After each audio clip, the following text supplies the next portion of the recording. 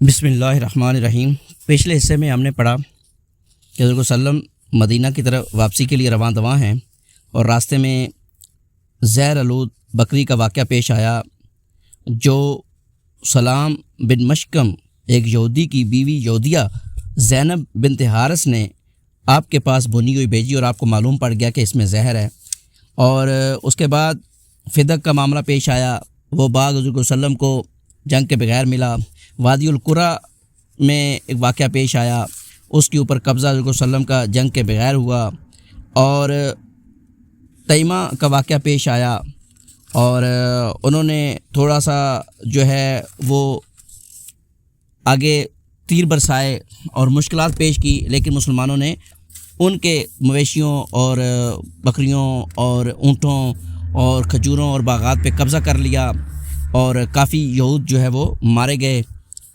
اب ہم ذکر کریں گے غزوہ ذات الرقاع۔ سنہ 7 ہجری کو یہ پیش آیا جب رسول صلی اللہ علیہ وسلم احزاب کے 3 بازوؤں میں سے 2 مضبوط بازوؤں کو توڑ کر فارغ ہو گئے تو تیسرے بازو کی طرف توجہ کا بھرپور موقع مل گیا۔ تیسرا بازو وہ بدو تھے جو نجد کے صحرا میں خیمہ زن تھے اور رہ کر لوٹ مار کی کاروائیاں کرتے رہتے تھے۔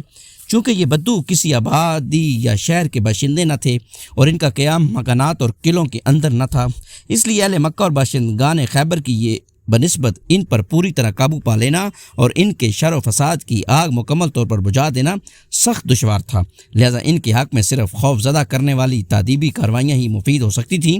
چنانچہ ان بدوؤں پر رعب اور دبدبہ قائم کرنے کی غرض سے اور بقول دیگر مدینہ کے اطراف میں چھاپہ مارنے کے ارادے سے جمع ہونے والے بدوؤں کو پراگندہ کرنے کی غرض سے نبی صلی اللہ علیہ وسلم نے ایک تادیبی حملہ فرمایا جو غزوہ ذات الرقاع کے نام سے معروف ہے۔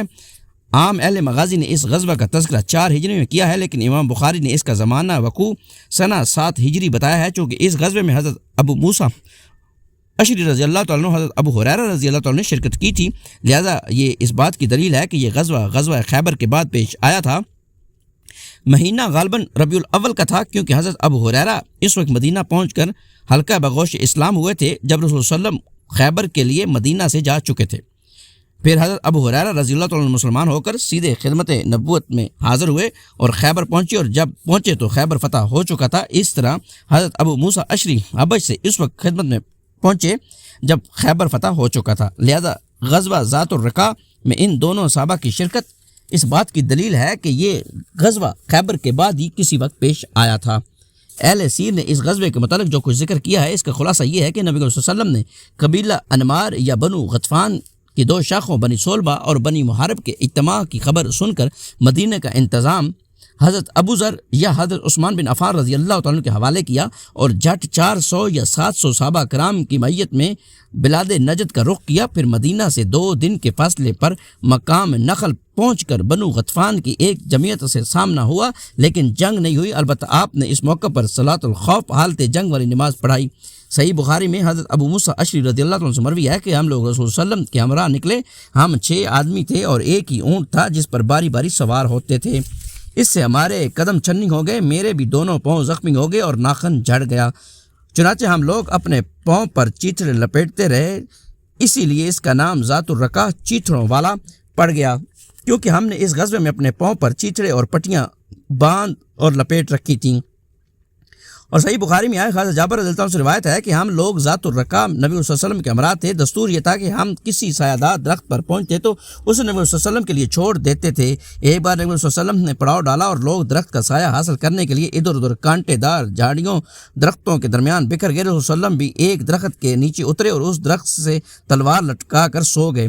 حضرت جابر فرماتے ہیں کہ ہمیں بس ایک نیند آئی تھی کہ اتنے میں ایک مشرک نے آ کر رسول صلی اللہ علیہ وسلم کی تلوار سونت لی اور بولا، تم مجھ سے ڈرتے ہو؟ آپ صلی اللہ علیہ وسلم نے فرمایا نہیں۔ اس نے کہا، تب تو تمہیں مجھ سے کون بچائے گا؟ آپ صلی اللہ علیہ وسلم نے فرمایا، اللہ۔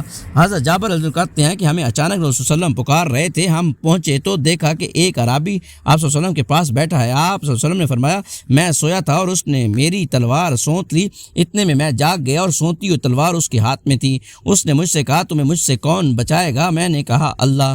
تو اب یہ وہی شخص بیٹھا ہوا ہے۔ پھر رسول صلی اللہ علیہ وسلم نے اسے عتاب نہ کیا۔ ابو عوانہ کی روایت میں اتنی تفصیل اور ہے کہ جب آپ صلی اللہ علیہ وسلم نے اس کے سوال کے جواب میں اللہ کہا تو تلوار اس کے ہاتھ سے گر پڑی، پھر وہ تلوار صلی اللہ علیہ وسلم نے اٹھا لی اور فرمایا اب تمہیں مجھ سے کون بچائے گا؟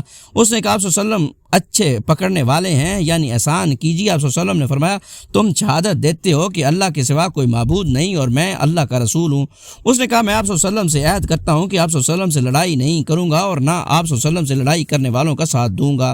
حضرت جابر رضی اللہ عنہ کا بیان ہے کہ اس کے بعد آپ صلی اللہ علیہ وسلم نے اس کی راہ چھوڑ دی اور اس نے اپنی قوم میں جا کر کہا کہ میں تمہارے یہاں سب سے اچھا انسان کے پاس سے ہو کر آ رہا ہوں۔ صحیح بخاری کی ایک روایت میں بیان کیا گیا ہے کہ نماز کی اقامت کہی گئی اور آپ صلی اللہ علیہ وسلم نے ایک گروہ کو 2 رکعت نماز پڑھائی، پھر وہ لوگ پیچھے چلے گئے اور آپ صلی اللہ علیہ وسلم نے دوسرے گروہ کو 2 رکعت نماز پڑھائی۔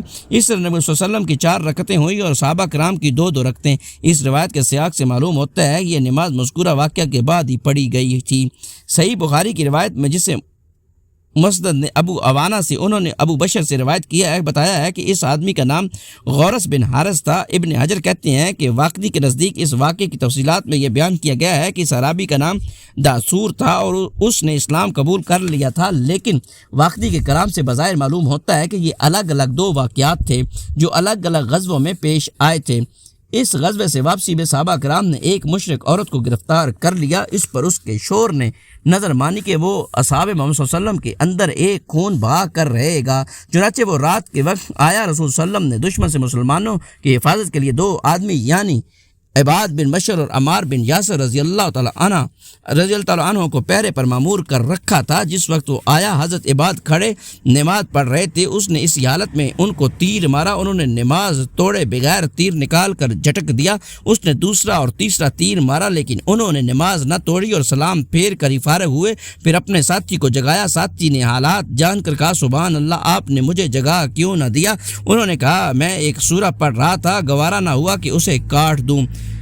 سنگ دل اعراب کو مرعوب اور خوفزدہ کرنے میں اس غزوے کا بڑا اثر رہا۔ ہم اس غزوے کے بعد پیش آنے والے سرایہ کی تفصیلات پر نظر ڈالتے ہیں تو دیکھتے ہیں کہ غطفان کے ان قبائل نے اس غزوے کے بعد سر اٹھانے کی جرت نہ کی، بلکہ ڈھیلے پڑتے پڑتے سپر انداز ہو گئے اور بالآخر اسلام قبول کر لیا۔ حتیٰ کہ ان اعراب کے کئی قبائل ہم کو فتح مکہ اور غزوہ حنین میں مسلمانوں کے ساتھ نظر آتے ہیں اور انہیں غزوہ حنین کے مال غنیمت سے حصہ دیا جاتا ہے۔